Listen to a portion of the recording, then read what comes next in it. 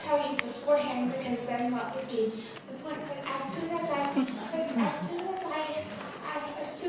found this piece actually from the depths of YouTube, I knew, this had to be fulfilled. This message had to get out to people. Wonderful, thank you. Let's go over to the microphone.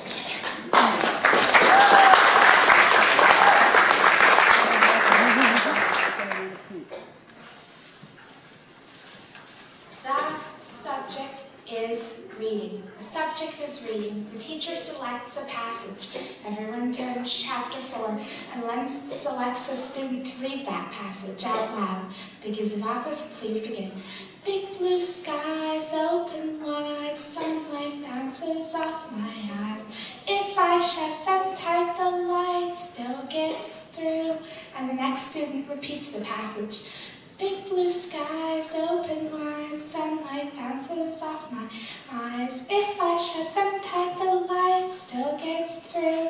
And the next until it is my 10-year-old father's turn to repeat the passage which he recites perfectly to the very end. Big blue skies open wide, sunlight bounces off my eyes. If I shut them tight, the light still gets through. It is a warm night. My father is playing under the street lamp with the other boys from Fairview Avenue. One by one, the others get called in for supper. My father lets himself into his house. Brushing his teeth makes his gums bleed and nobody's checking, so he just goes to bed. In the morning, he puts on the same clothes he wore yesterday. Way up high, out of reach from you and me, sits a golden palace. I have no map, I have no key. The Golden Palace is located just over the horizon in a high up, out of reach, top of the world place. You can't see it, but it's up there. There inside are scientists and mathematicians destined to lead the way. My father is an excellent mimic. Everyone turn to chapter 8. If the teacher calls him third, he can recite the passage. If she calls him last, he can recite anything that has been read aloud that day, until one day he feels a hand touch his shoulder. Please begin. Everyone is waiting for him to read, and he has to stand up in front of everyone and say, I can't. My father is working second shift at the GM plant. He finishes the bologna sandwiches my mom made for him and solves the last few squares of the crossword puzzle. He still has some time before he has to return to the factory floor, so he takes an old unemployment check stub out of the pocket of his coveralls, takes his big pen and begins to write a poem, like Tom and the glass menagerie in the warehouse, writing on the back of his shoebox. There inside are novelists and fine musicians, building great works of art. The Golden Palace is where all the beautiful people and the great thinkers of this and previous generations convene to bask in each other's brilliance and to create all the great works of art. It's all going down in the Golden Palace.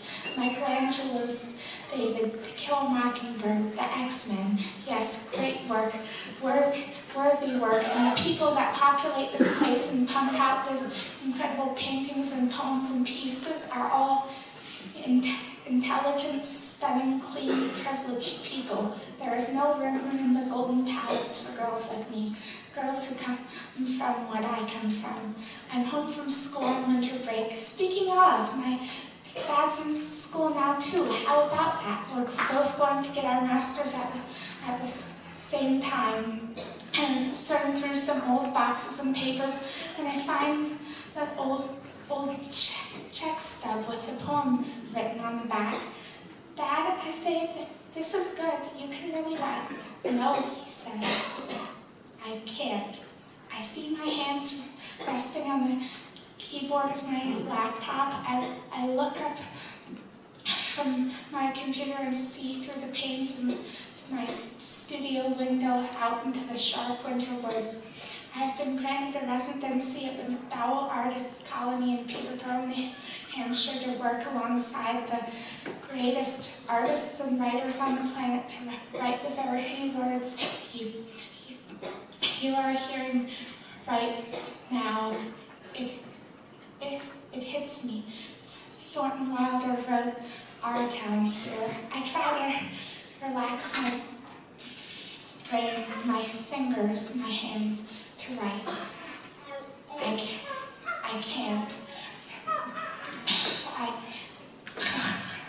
My cursor blinks at me. I check to see if cell phone coverage is snaking its way through the New Hampshire woods and into my studio window.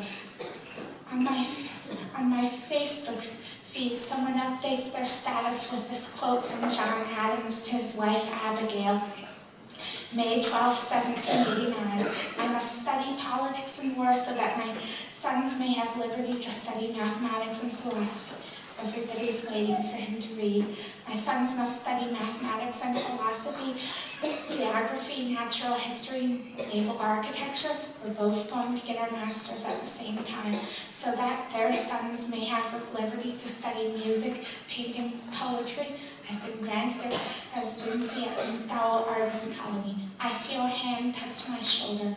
Please begin. There is a Golden Palace. It's a Chinese restaurant located at 321 Nashville Street. It is not over the horizon. It is not out of reach. The Golden Palace is anywhere we make it. It is anywhere we make anything we want to make, and there is room for all of us. Illiterate boys, the poets that they become, awkward girls with big faces, big feet, and strange ideas. We all belong here. I move my hands over the keyboard and pluck letters and arrange them in order.